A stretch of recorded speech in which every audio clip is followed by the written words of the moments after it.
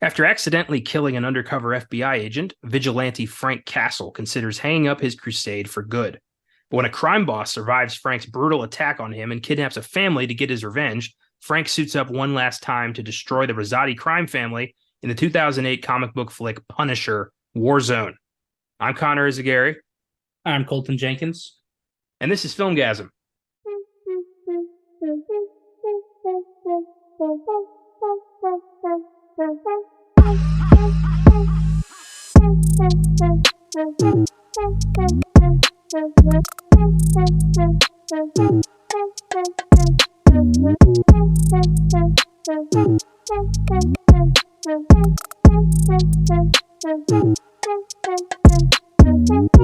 Welcome to the Filmgazm podcast. Today's episode came out of some very sad news.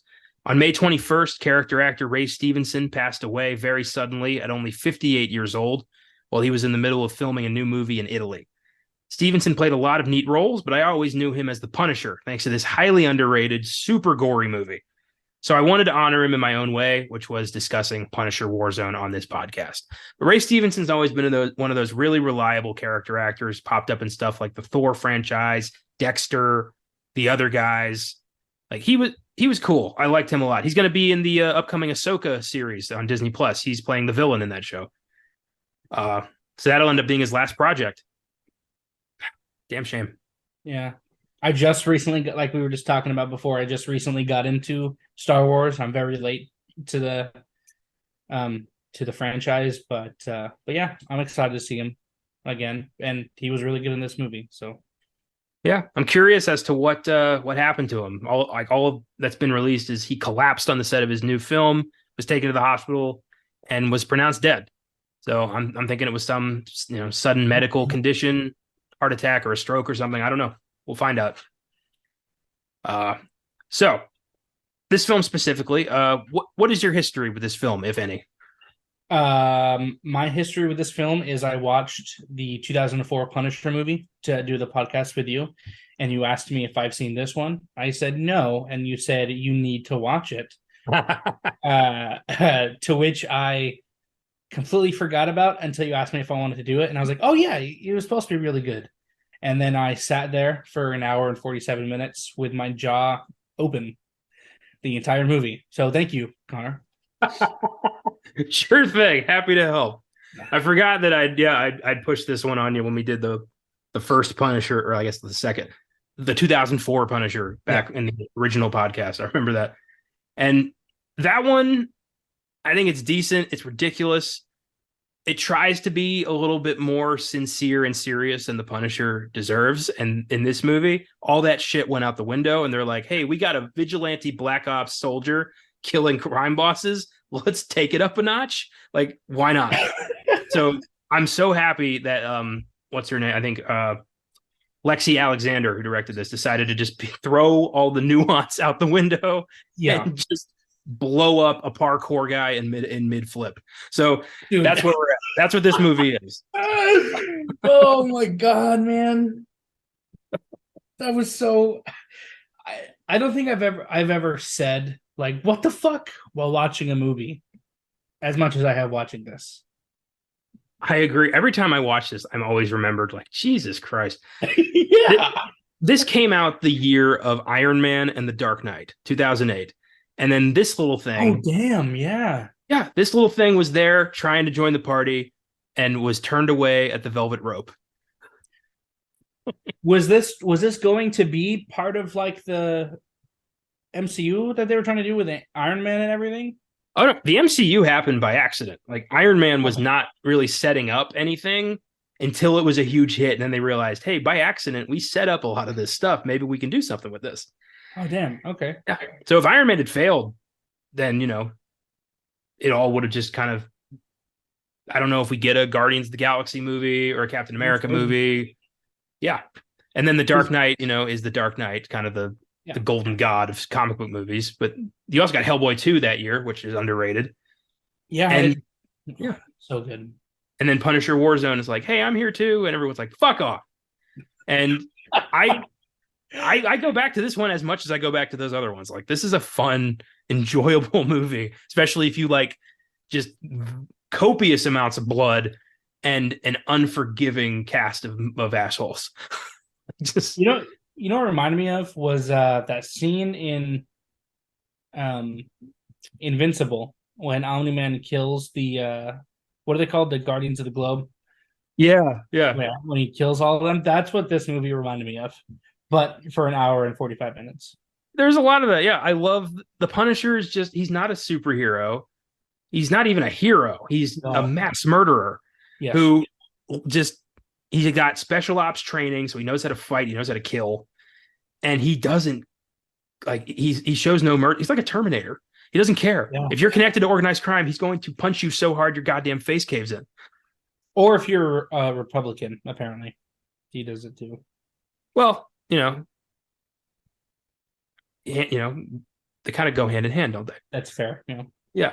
Like, it's not my fault. It's not my fault that all the, diddlers out there turn out to also be Republican members of Congress. That's fair. What happened with that in the comic book? Because in the real world, people were using his symbol as like a symbol as like fuck the government. So then the people who write the comic books were like, no, he would hate them. Yeah, they did an issue where Frank like finds some right wing asshole who's like, I'm just like you, see? And Frank's like, you don't even fucking know what that means. Like, you don't stand with me. You stand for exactly what I fucking despise. Like, he made it very clear. Like, no, stop it. Oof. Oh, that's right. I think we talked about this on the first Punisher movie because they changed the symbol. Yeah, they changed it to be something weird, and everyone was like, come on, stop it. So I don't know. It's Punisher. It's weird already that like in this vast universe of like alien gods and time travel and brilliant minds and symbiotes and spider people, there's this dude with a gun just taking out mob bosses.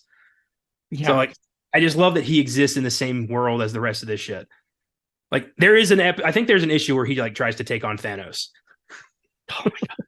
I'm sorry also, but like if you live in the MCU, how does Christianity still exist?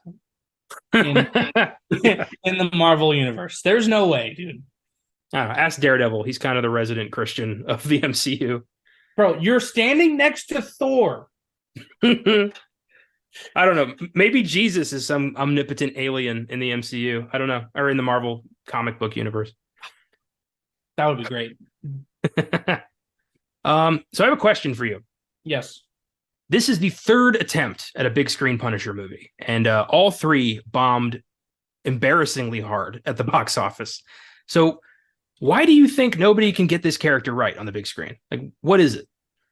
I think it's just because I would say it's because it's gratuitous violence is such an integral part of his character, I feel like.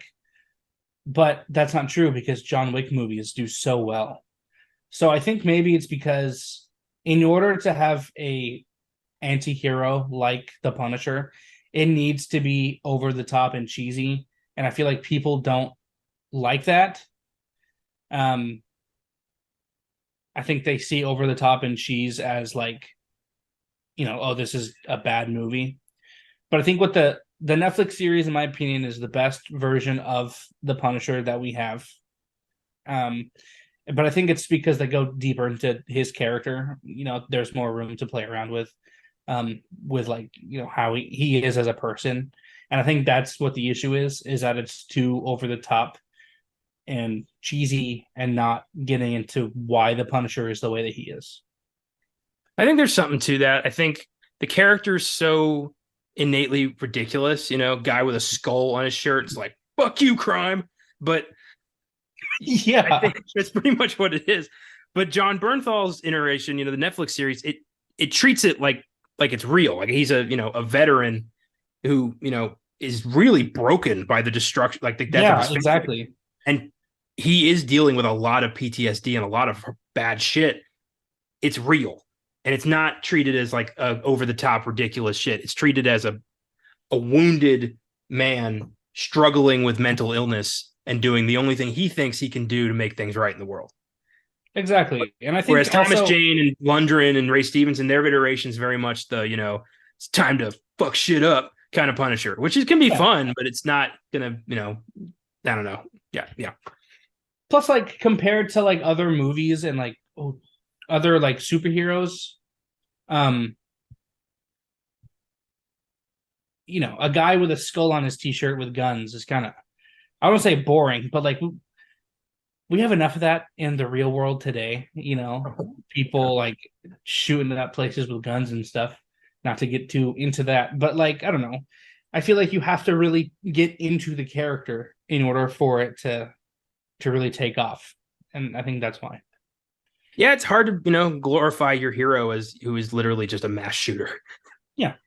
Yeah, I get that. Spider-Man's not walking into a bank and blowing people away. No. But I wonder why John Wick. I think it's just because John Wick, it's just choreographed and filmed really well. Well, there's that. There's the really impressive stunt aspect to John Wick, but also the care put into the story. John Wick's a pretty, cool, like 3-dimensional character who's this expert assassin, but also loved somebody and lost it and exactly is fractured by that. So he's a character you can root for because he's kind of vulnerable, but also a badass. And the world around him is so unique and really cool and constantly building on itself.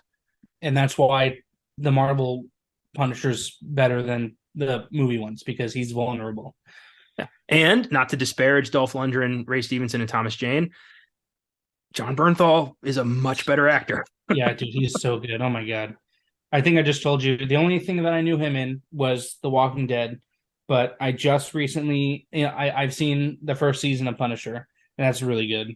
And then I just watched Fury, and he kind of plays the same character in every movie, but he's so good as that, as asshole. He plays like really self-righteous, like angry, gonna punch you in the fucking face at any second assholes. But in real life, Jon Bernthal just seems like the warmest dude.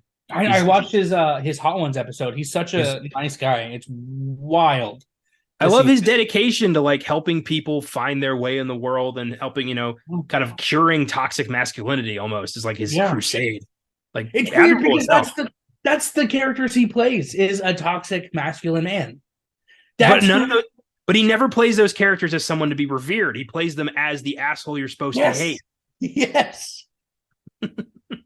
Bro, Shane to this day is still one of my most hated antagonists of anything ever. I hate Shane so much. He's an asshole, but like the more you watch The Walking Dead, the further you get down the line, you're like, shit, maybe Shane had the right idea. Because Rick he does the same exact thing. He hooks up with him, tries to hook up with a married woman, tries to get the husband out of the way. He does that same shit. Yeah. So like maybe, Shane figured it out before anyone did. He did. I really want like a Walking Dead what if. Like what if Shane had survived? That would be neat. That would be neat. Or what if Shane killed Rick? Oh, he kills Rick that night in season 2 and takes over the group. Yeah. How do they fare against the governor with Shane in charge? Oh, dude, Shane would have fucking killed him immediately, dude. Yeah, there's no second chances. No, dude, no. Oh, God. That would be sweet. Yeah. I love Bernthal. So yeah, I think it's pretty obvious why the Punisher can't work on the big screen. I think it could with the right people. Again, it also comes down to you got to have writers and directors and actors who care about the property and want to create something cool that matters. And to a lot, before Iron Man, a lot of the Marvel movies that weren't Spider-Man or X-Men were afterthoughts. No one gave a shit about Daredevil or Ghost Rider or Fantastic Four. These were movies that were made to retain rights. Yep. So Punisher right up there.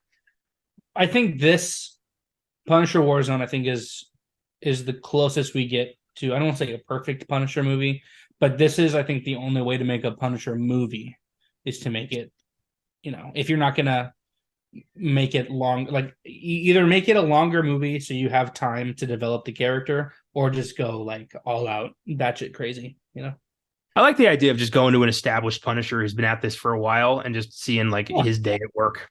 Yeah. Yeah, exactly. Yeah. I'm surprised there's even crime in New York City after this guy's killed like every crime family in the town. Like, why would you dare go up against this guy? Yeah. It's one of the things I love in movies like this and in video games. Why would you be a small-time thug still? Right. Like, why? Like in video games, like I'm playing Jedi Survivor right now. Why are this like the stormtroopers are watching me slaughter their friends, and like I'll be the one to kill him. I'll be the one to do it. No, you won't. You're getting force pushed off a cliff, dude. And then like in like, oh God, why would you be a thug in New York City? Spider-Man, the Avengers, Spider-Man, Daredevil, the Punisher, they're all around. What are you doing? My favorite like version of that was in Iron Man 3 of all movies when Iron Man's taking out Killian's men and he gets to the last one and the guy just puts his gun down. He's like, yes, exactly. I hate working here. They are so weird. Yes. Exactly. I had a story idea I was going to write about.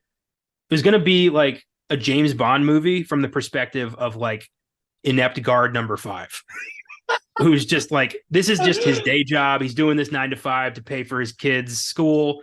He hates, like, he doesn't believe in this like mega maniacal shit. And it's just like, oh, just got to make it to 5. And then exactly. James Bond or like my equivalent shows up and starts, causing shit. And he's just like, oh, I don't want to deal with this. And like some shit goes down that no one's paying attention to. And he saves the day on that front. Yeah. But it's not to save the Spectre or the British government. He just needs to make it to 5 o'clock. Exactly. Yeah. His earpiece, the guy saying, kill him right now. And he's like, bro, I don't want to fight him, dude. He's gonna break my fucking neck. No. There was gonna be a moment where he's like about to save like the place, and like the Bond guy shows up and is like, freeze. And the guy's like, dude, come on, I don't have a beef with you. Just yeah. Let me see my kids. Just come on, man. It was gonna I want to develop that further because I think that could be really fun. There's a I really want to give her credit, but I don't remember her name. There's a woman on TikTok who cosplays this character that she made up. It's called she's Dolores from Human Resources for the Empire of Star Wars. And she goes to Comic-Cons and she goes up to people in like Stormtrooper cosplay and she writes them up for human resource violations. And it's the funniest thing ever. And I want a movie about Dolores from Human Resources. Did you ever watch that SNL sketch where it was Kylo Ren on Undercover Boss? Yes. Matt. Dude, Matt's a dick. that was fucking great. That would be so good, man. I love just the idea of, what is the low-level thug? What's his day like in the evil empire? Like when, if you're working for Loki, but you're making like, 12 an hour. Exactly. Like, you're not invested in the crusade. You don't give a shit if Spider-Man saves the day. You just got to make it to 5. Yeah. Tony Stark's or Avengers Tower janitor. After the fight of the Battle of New York. It's like, God damn it, guys, I just mobbed. They tried to make a series about like regular people in the MCU who are like, I was late to work today because Hulk threw my car across the city. That would be the funniest thing ever. Why haven't they gone through with it? They made it like a few episodes, but it was on some weird channel and nobody watched it. It was called Powerless. What? Yeah.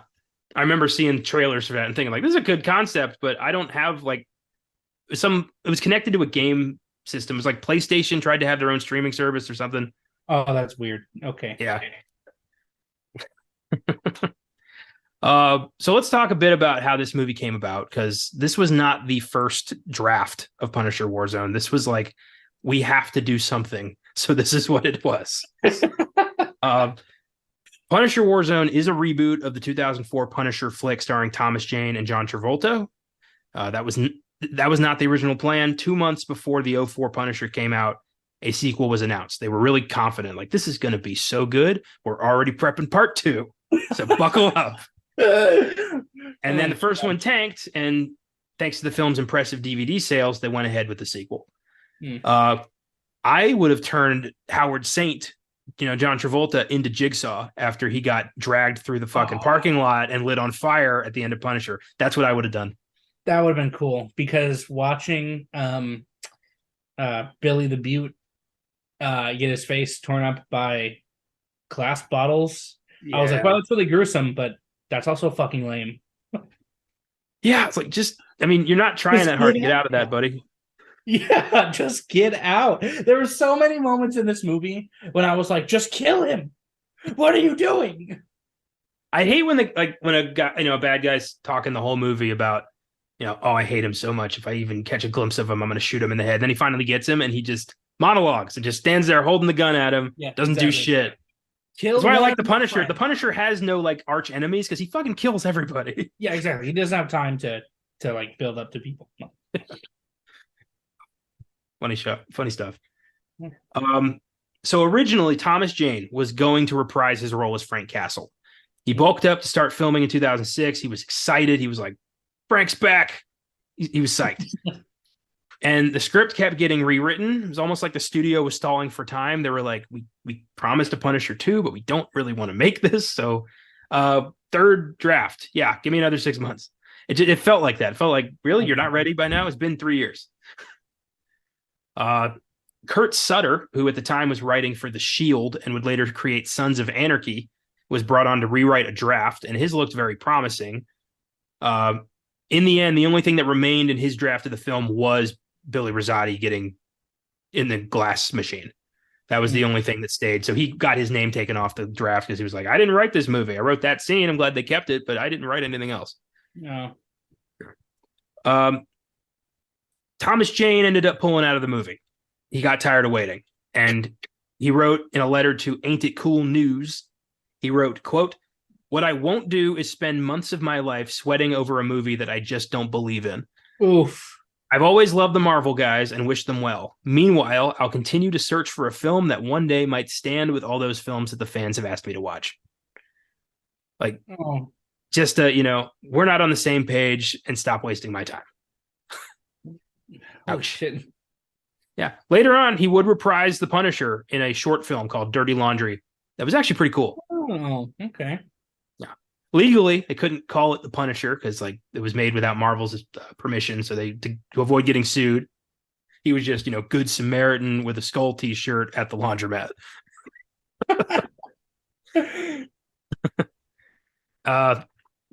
He was Frank Palace or something.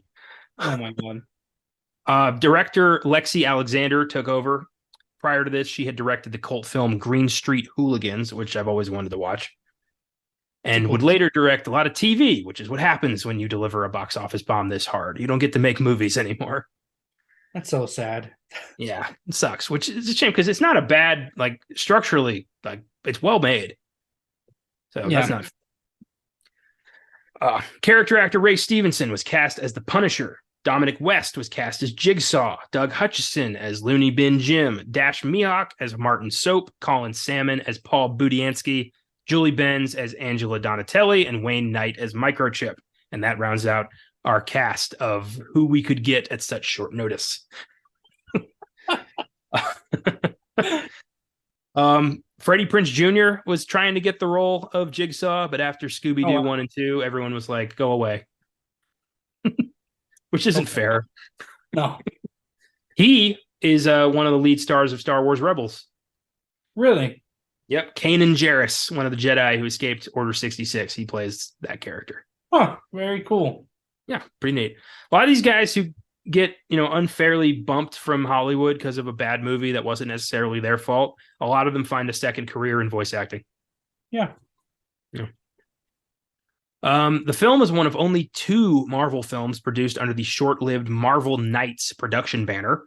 The other being 2011's Ghost Rider Spirit of Vengeance was the other one.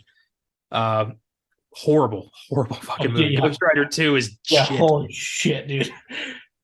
He looks amazing. Like the visuals, Ghost Rider looks really cool. But I didn't need to see him piss and fire, and I didn't care about anything else. No. I did find it funny when Blackout, who crumbles all the organic stuff he touches, is perfectly able to eat a Twinkie.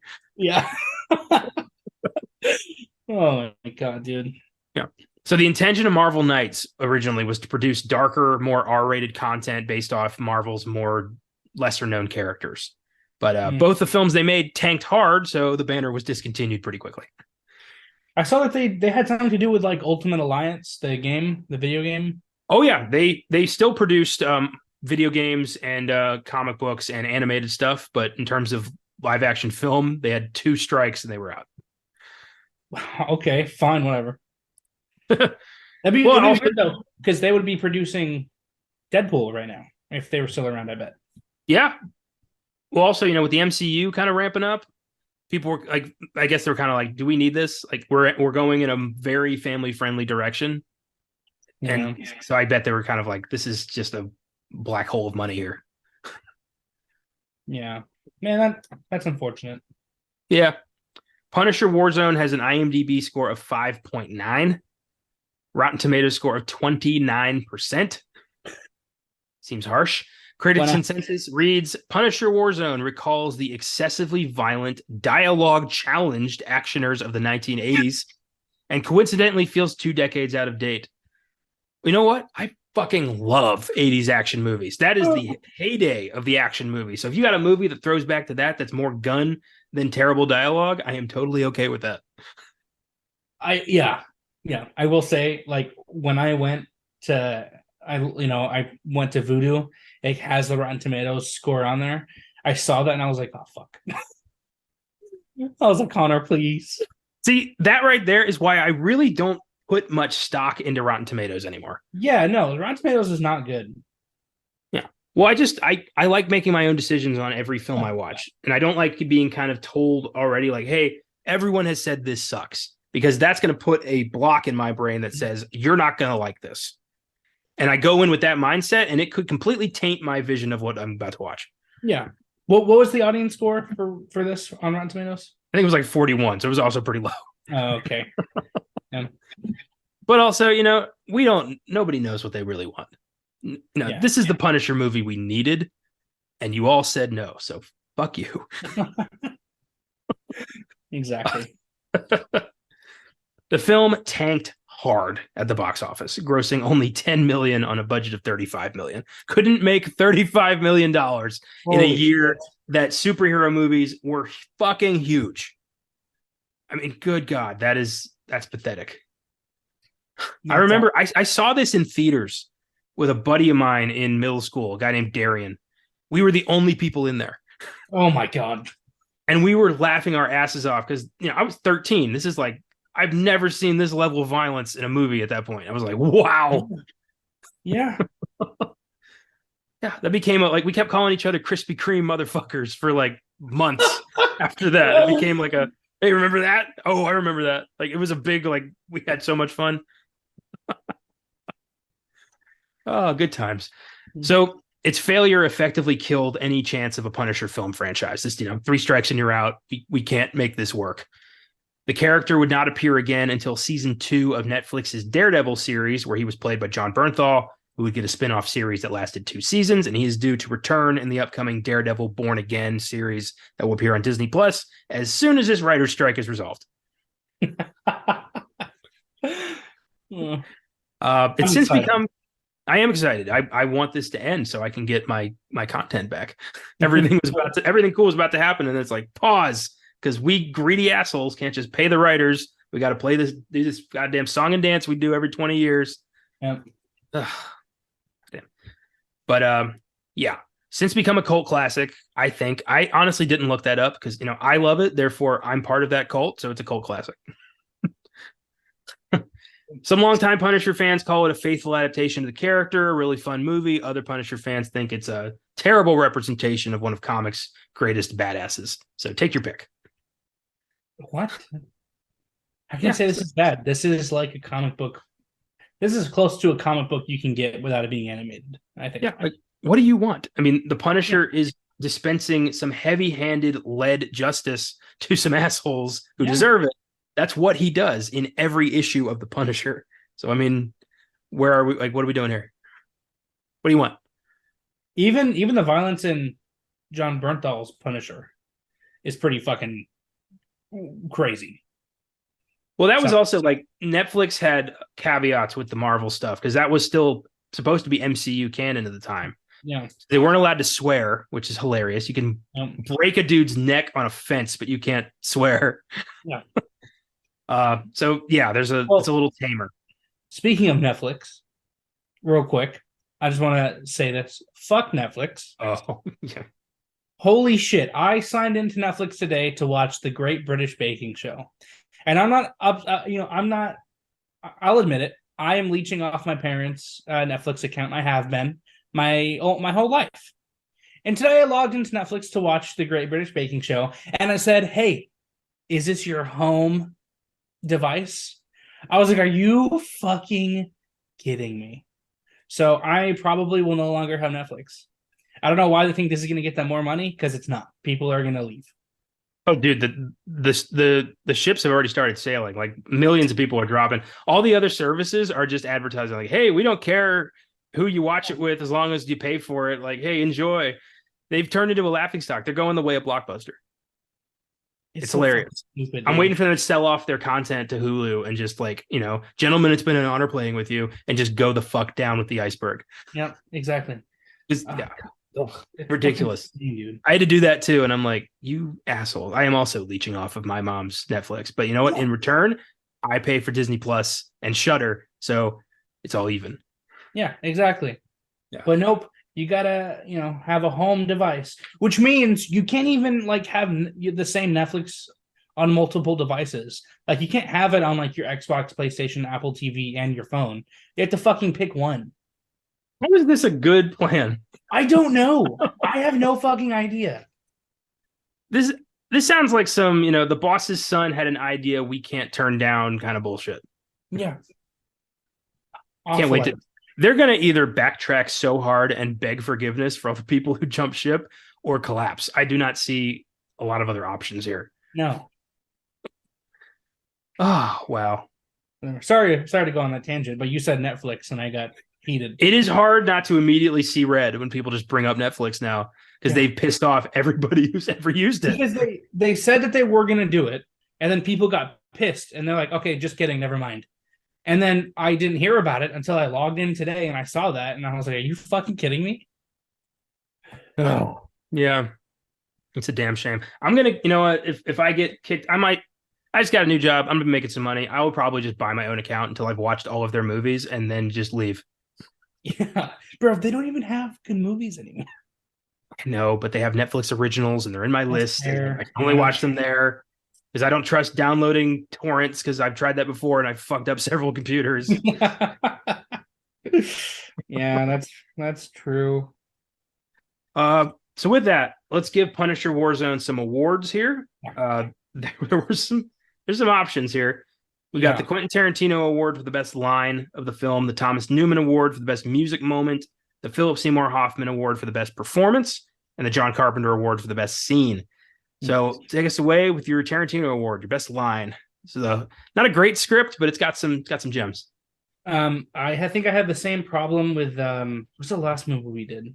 Or I think it was Ninja Turtles, where I said I can't give one line this award because every fucking line is a one-liner. So I went with when Jigsaw goes to free his brother, and the orderly is like, he eats his applesauce, and then he wants the applesauce back. So he's like, "Yummy, yummy, yummy in my tummy, tummy, tummy." I was like, wow, man, this is a line in a movie. So that's my best line, because that was so fucking wild. His voice is so weird. "I want my applesauce back." Yeah, so creepy. Yeah. Looney Bin Jim, what a character. Doug Hutchison. I used to really like him as an actor. His personal life is sketchy, to say the least. Oh shit. Oh yeah, he married a child, and everyone was like, "What the fuck?" Oh, like, hey. I think he married like a very young girl who, like, he got his like her parents' permission or something. The dude was like 50, and she was. I'm gonna look before I start slandering. I'm gonna look that up. Shit, dude. Yeah, Doug Hutchison scandal. I loved him on the X-Files. He played one of the scariest villains they ever had. Eugene Victor Toombs, episode 3 of season 1, Squeeze, the liver guy, if you guys remember him. What the fuck? Okay. So Doug Hutchison married Courtney Stodden. He was 34 years older than him, or than her. Oh. And she was, I think she's, no, that's a different person. Never mind. But yeah, paperwork was signed that allowed her to marry him despite her being underage. And they've been married ever since. So, or did they? She was 16. He was 52. That was the age difference. Oh, Yeah. oh shit, dude. No, they got divorced in 2020. So Oh, okay, good. it has a happy ending here. But he lost all credibility, and everyone kept calling him a pedophile. He hasn't really gotten any good work since. Oh my god, that's fucking weird. But as an actor, he plays a creepy motherfucker very well. Yeah. Because he probably is a creepy motherfucker. Yeah, exactly. Yeah. I know that's not the best line also in the show, but that's the line where I was like, okay, so this is the kind of movie I'm watching. Okay, gotcha. I do love, I mean, it's such a great way to establish how insane and sadistic he is when he just rips the guy open. Yeah, man. Like, did you know kidneys and applesauce are a delicacy in Sweden? Did you know that? He says that, and then later in the movie, he's like, "What do you say?" Oh, he's like bleeding. He says, "Blood in your urine, the first sign of liver dysfunction or something like that." I was like, "What the fuck are you talking?" I don't know. I love it though. Mine is Jigsaw's recruitment speech. Yeah, I loved this. In front of an American flag, he goes, "Gentlemen, relax. We're looking for a few good men, and we'd like to offer you the opportunity to be all that you can be." I just that part. The rest of it's great, but that part right there is like just so funny that he goes to every gang in town to be like, "Look, we got to do this together, huh?" It's so great. Oh, I love that he's complaining like he's a minority who's not getting any like police support. He's like, just because we don't look like everyone else, nobody does a goddamn thing about it. It's like, exactly. You're a monster. Yeah. So yeah, I love that. And then the subsequent just epic apartment fight. Well done. Yeah. Oh yeah. Yeah. And I also get a kick out of when Budiansky calls the cops, "You Krispy Kreme motherfuckers." I love that. That was good. And then I also like when they're in the people's house. I forget their last name. And then he says, "Freeze, put your hands up right where I can see him." And then the Punisher just like blows his head off. And he's like, "God damn it, Castle." With a child in his arms and a shotgun in the other hand. I love that. I always get a kick out of because it's such a creepy thing to say to a child when Jigsaw and pals show up at the house and they're looking for the money, and mom's like, "I don't know where it is, I swear to God." And Jigsaw just kneels down to the girl and goes, "What about you, Toots? Do you also want to swear on an imaginary friend?" Like, yeah, Jesus. Well, what he says later in the movie when he's like, "Oh God, I can't believe my jaw dropped," when he's like, "Either kill your friend or this fine piece of jailbait." I was like, "What the fuck, dude?" Someone wrote the script. Someone wrote that and was like, "Oh yeah, put that in the movie." Yeah, problematic. Mm-hmm. One line I almost went with because it's cheesy, but it's also like really sweet, is when Carlos, the most ineffective bodyguard of all time, Dude. One brick to the head, and he's out of the count, just sitting there like, Frank finds him axed half to death, and the guy's like, "I'm so sorry, man. I tried, man." And I'm like, "No, you didn't." Yeah. But Frank pulls out a gun to put him out of his misery, and Carlos is like, "See you in hell." And Frank goes, "If I see you anywhere near hell, I'll kick your ass out." I'm like, that's cheesy as fuck, but also like, well, yeah, bros. Yeah. The one I almost went with was what do you say? He says, "Oh, I'll take you out of my misery," or something. "Time to take you out of my misery." I was like, "Dude, what the fuck, man?" I also love how there's this like subplot of like Russian criminals bringing in like biological weapons that just gets immediately resolved by Homeland Security and never brought up again. Yep. Like I thought that was going to be a much bigger deal the first time I saw this. Yeah. But nope. I thought the end was cheesy when I says like Jesus saves and then the Jesus disappears. So bad. It's got his moments. Okay, the Thomas Newman Award, best music moment, probably the hardest one. Not a lot of memorable music in this. It was when all the gangs were walking up to the apartment building, and "Psychosocial" by Slipknot started playing. It was just so out of nowhere, and that's the only song I recognize in the movie, so that's what I went with. Nice. Yeah, a lot of these, not high profile superhero movies from the 2000s would use a lot of metal Yeah, just to get the mood, I guess. Nice pick. I went with some bit from the score. It's when Frank goes to Angela's apartment or house to, give some money and be like, my bad. And she pulls a gun on him and he's like, you got to do it here. Like squeeze, don't pull. Like he's just like, I'm sorry, I deserve it. yeah. Like the last thing he ever wanted to do was kill somebody who didn't deserve to die, and now that he has, all he wants to do is die. He wants to be punished. Yep. And it's very somber and reflective. It's a side of the Punisher we don't really see in these movies. We see it a lot more in the show. So to get a glimpse into the Punisher's humanity was kind of cool. Yeah. That's kind of it really for music. The Yeah, score is really pretty cool. forgettable, other than a couple moments. The Philip Seymour Hoffman Award, Best Performance. Where'd you go? I'm gonna go with Dominic West for Jigsaw, Billy the Butte. He Yeah. was just so, like I said before we started filming, like Five Below, Dollar General, Joker / Two-Face. It was just so good. He fit the mood of the movie so well. He was over the top. The movie was over the top. It was perfect. Yeah, I too went Dominic West. Like that was the first thing I wrote down. Oh, I love his performance in this movie. He hates it. He hated the makeup because it was some thick, intense makeup, and he did not care for that. He looks like Johnny Knoxville. He looks like Johnny Knoxville, and I will not be told otherwise. That's funny. But I do think he gives it his all. Like, as just regular Billy, he's this, hardcore Brooklyn gangster. But then when he becomes Jigsaw, he becomes completely unhinged and just sells this completely mentally fucked up, vengeful sadist who will kill anybody who gets in the way of his vengeance. Yeah. Which is nice. And also, the guy's English, which also is like incredible. Is he really? Dominic West is English. Huh. Interesting.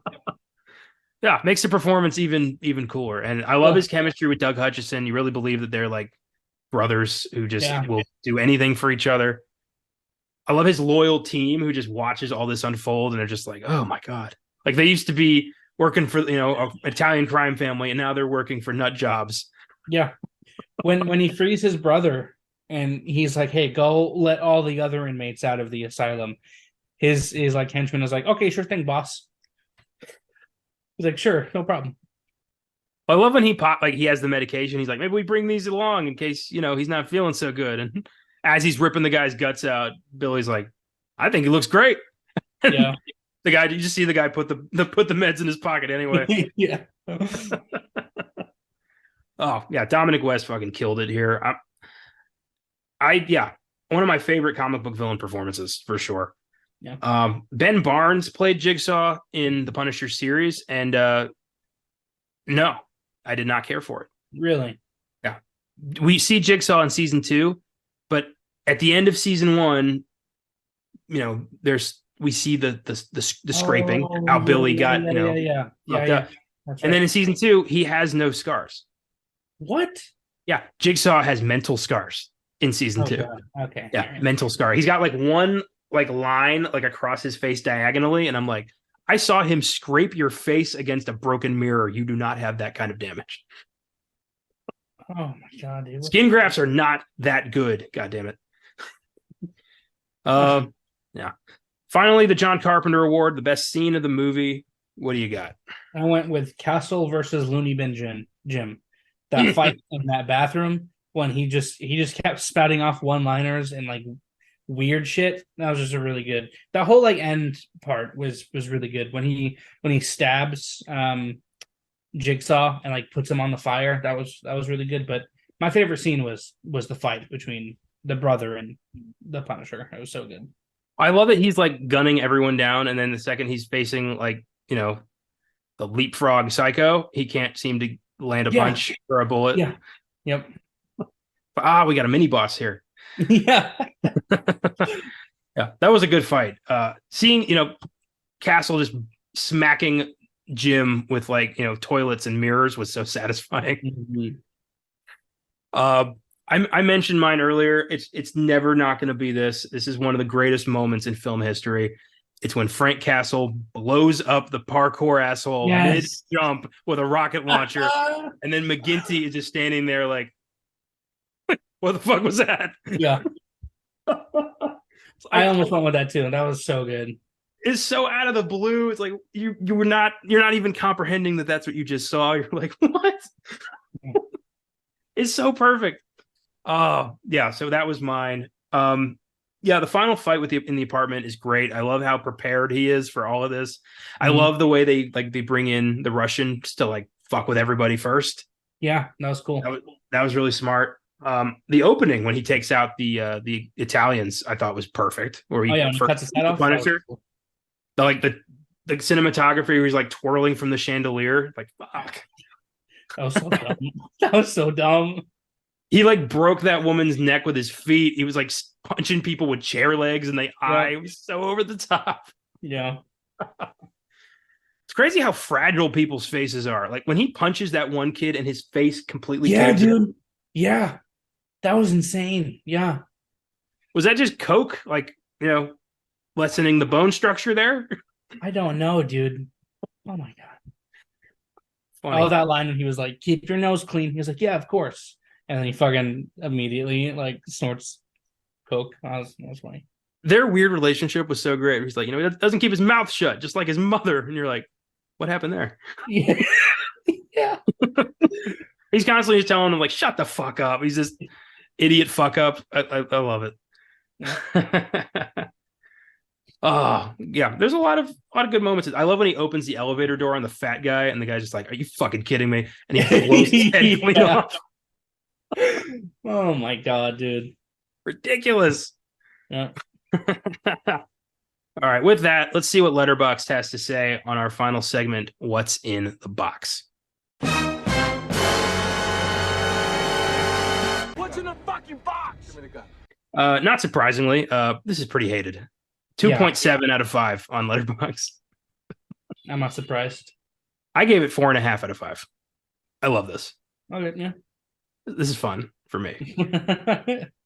I've got 3 reviews here, 1 quick one, and 2 pretty long ones that just made me laugh. Okay. This first one's from Jake Rosenberg. Maybe the real bruh moments were the hilariously obscene war crimes along the way. 3.5 stars. Of course, it's fucking war crimes. This is the Punisher. This isn't, like you said earlier. This is, what do you say? This is, oh no, never mind. We were talking about Star Wars, and you're like, this is Star Wars, not Bosnia. Yeah, but this is the Punisher, not Bosnia. Shut up. Yeah. This is New York. War crimes are committed in New York every day. Yeah. His next one's from Danny Webster. Some random coke-addled thug gets a hole punched into his face by the Punisher, and a parkour flipper guy gets rocket launched midair because that's the type of film this is. Overly gory and violent and outrageously ridiculous, all in one big, stupid rubber band ball of a film. Featuring Wayne Knight as Micro and Julie Benz as Wife. She always seems to play the wife, and I suppose the bloodbath in this one isn't as bad as the one in Dexter. And then there's some Jigsaw guy and his crazy bro. He's so cray-cray. Anyway, I enjoyed this. It's ridiculous and stupid and fun and violent, but it's also well made. Also, Colin Salmon totally steals this film, especially his reaction to Castle blowing some guy's face off with a shotgun. You Krispy Kreme motherfuckers. 3 stars. That was good. That was a good review. I like that. Colin Salmon, another British actor who his accent keeps slipping in this movie. That always makes me laugh when an actor like tries to put on an accent but can't do it, but nobody yelled cut. Yeah, exactly. Yep. We don't have enough film for 2 takes, damn it. And this last one, oh my God. This is from Daniel. This movie was one of the greatest theater-going experiences I've ever had. Just as the Rob Zombie theme song started playing, 2 dudes just stood up and started beating the unholy shit out of each other. A couple other guys jumped in, whether to help or hinder was uncertain. But as the zombie and drums were thrashing away, and if Robert himself was just screaming, "In the war zone," I watched the first few rows of a theater descend into a massive, senseless brawl. And the movie started, and everyone just sat down like nothing happened. Never seen anything like it, not even close. Hell, I got a blowjob during Ex Machina, and I still remember this as frankly a better time. Absolute cinema magic. 3.5 stars. What the fuck? I have Daniel, I want your life. You sound fun. Ex Machina, really? That movie? Right? I know. Maybe I don't know. Ava's kind of hot, but I don't. That's I guess. Sure. Maybe there's some warming up in the car. Yeah, I don't know. Yeah, good for you, Daniel. I've never witnessed a freaking full-blown riot break out in the movie and then calm down when the movie starts. That is wild, dude. Holy shit. Oh, well, this was fun. Yeah, this is an awesome movie, I think. It's not streaming anywhere at the moment. I bought it on Vudu. I did not find a code. I bought it on Vudu because I wanted to have access to this movie at all times. If I'm on vacation, if I'm at work and I'm like, I want to watch Punisher Warzone, but I don't have my 4K Blu-ray, I can just go to Vudu and be like, there you go. It's all good. Unless I'm in Europe, which I learned. You can't use Vudu in Europe. That's weird. Yeah, it was. I was really NordVPN. No, I'm kidding. No. Oh boy. Thanks for listening, everyone. If you like the show, feel free to follow us on Facebook, Instagram, and Twitter at Filmgazm Productions. If you want to suggest films for us to check out, you can email us at filmgazm@gmail.com or send us a message through the socials. Check out our Letterboxd accounts for daily reviews. You can search me at Connor95, and in my friends list, you can find the rest of the team. Check out our website, filmgazm.com, where I have a link to that Letterboxd if you want to read the reviews. You can also find articles, trailers of upcoming films in every episode of our show. If you want to become a monthly donor to Filmgazm Productions, feel free to click on the link in the episode description. From there, click on Support This Podcast. You can choose to donate $1, $5, or $10 a month. If you can't live without us, you know what to do. All donations go right back into the podcast, recording equipment, advertising, whatever we need to pay for. We appreciate any donations. Thanks to the entire Filmgazm team for their constant friendship and contributions to the show. Thanks to Cooley Cal for our awesome theme music. And thanks to you for checking us out. Try not to hurl any mob bosses into a glass crushing machine, but if you do, put a bullet in their head just to be safe. If you're going to become a vigilante that hunts down organized crime, wrap yourself in Kevlar and avoid undercover cops. Good advice. I don't know how you could do that. You can't check for ID every single time. I don't really blame Frank for that fuck up. It's like, no, the amount of criminals he's shot, this is not the first time he has done that. Absolutely not. No. This is just the first time he realized it. Yeah. Anyway, rest in peace to Ray Stevenson. Take it easy, keep watching movies, and we will see you next time.